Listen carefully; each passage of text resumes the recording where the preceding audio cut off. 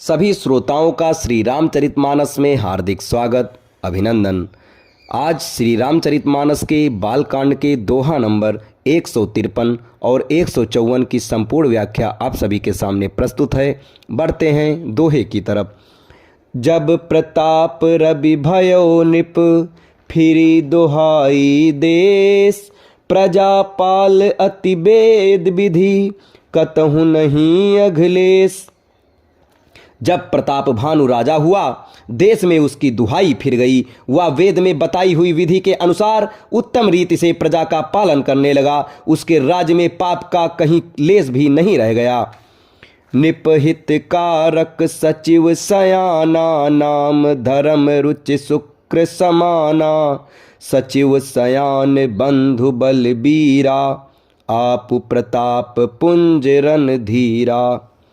राजा का हित करने वाला और शुक्राचार्य के समान बुद्धिमान धर्मरुचि नामक उसका मंत्री था। इस प्रकार बुद्धिमान मंत्री और बलवान तथा वीर भाई के साथ स्वयं राजा भी बड़ा प्रतापी और रणधीर था। सेन संग चतुरंग अपारा, अमित सुभट सब समर जुझारा, सेन बिलो की राउ हरसाना, अरुबाजे गह गहे निशाना। साथ में अपार चतुरंगिणी सेना थी, जिसमें असंख्य योद्धा थे जो सब के सब रण में जूझ मरने वाले थे। अपनी सेना को देखकर राजा बहुत प्रसन्न हुआ और घमाघम नगाड़े बजाने लगा। विजय हेतु कटकई बयानी, सुदिन साधि निप चल्यो बजाई, जहाँ तहाँ परी अनेक लड़ाई, जीते सकल भूप बरियाई।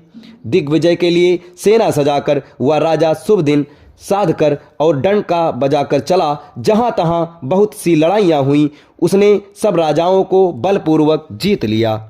सप्तदीप भुज बल बस कीन्हे, लय लय दंड छाड़ निप दीन्हे, सकल अवनि मंडल तेहि काला, एक प्रताप भानु महिपाला।